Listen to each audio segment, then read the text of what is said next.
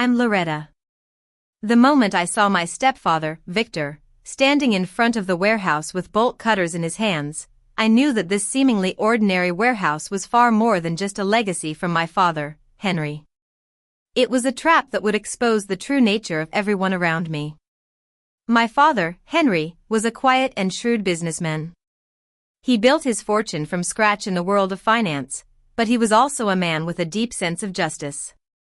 Our family was well off, living in a large mansion on the outskirts of the city. My mother, Isabella, was a kind-hearted woman, but she was also a bit naive when it came to matters of business. As a child, I never fully understood why my father was so insistent about the key to the warehouse.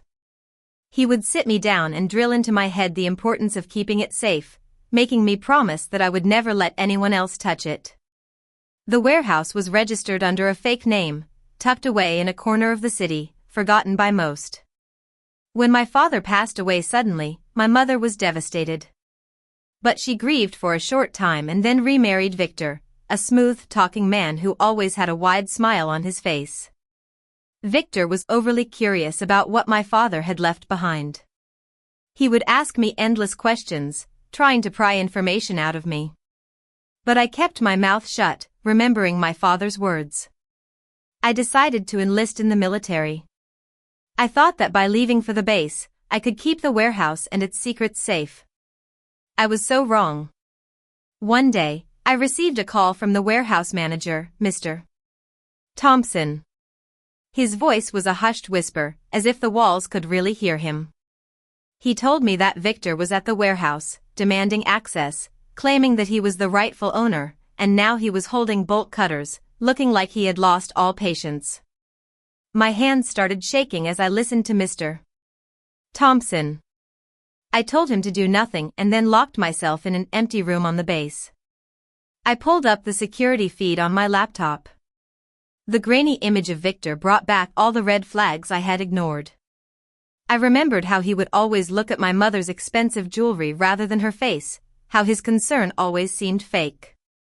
What Victor didn't know was that the warehouse was not just locked, it was a test. My father had planned this for a long time. The warehouse was not filled with gold or cash, as Victor clearly believed. Instead, it was filled with decades' worth of records, deeds, contracts, and evidence. Evidence of financial fraud, shell companies, and stolen pensions. Victor was one of the people involved in these illegal activities.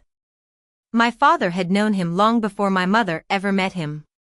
When the bolt cutters snapped against the reinforced door, the alarm started blaring. I realized then that my father had anticipated this exact moment. The warehouse was not a place of protection, it was bait. When the authorities arrived, Victor tried to act like a confused husband, but the panic in his voice was obvious. I gave permission for the authorities to open the warehouse fully, not for Victor, but for the investigators. As I watched the security feed, I felt a sense of peace wash over me as the boxes were cataloged and the hard drives were seized. Later, my mother called me, crying, asking why I never told her.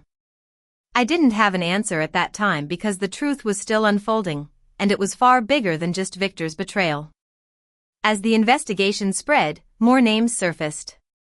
I started receiving calls from my father's old business partners, former friends, and even distant relatives I had never met. They all wanted to know what I had, what I knew, and what I planned to do. That was when I understood that the real inheritance was not the warehouse, it was the responsibility to decide how far the truth would go. The pressure on me increased when someone tried to break into the warehouse again. This time, it was at night, and they were trying to be quiet. I authorized an upgrade of the security system and stayed awake, watching the cameras. It felt like my life had become a chessboard that I never asked to play on. My mother stopped speaking to me. The media started asking questions, and more secrets came out, each one heavier than the last. Eventually, I flew home on leave. I stood in front of the warehouse for the first time since the night my father had handed me the key. It looked smaller than I remembered, but somehow it felt heavier. Inside, I walked through the aisles, looking at the boxes labeled with my father's careful handwriting. I finally understood that he wasn't hiding wealth, he was hiding the truth until the right moment, and until the right person, which was me, could handle it. In the end, it wasn't about revenge or justice in the way people usually imagine it. It was about closure. Victor was convicted, and my mother became quiet. The warehouse was emptied piece by piece into courtrooms and archives. I kept the key, not because it could open anything anymore, but because it reminded me that sometimes love doesn't look like comfort. Sometimes it looks like preparation. And my father had prepared me for a moment I didn't even know I was waiting for.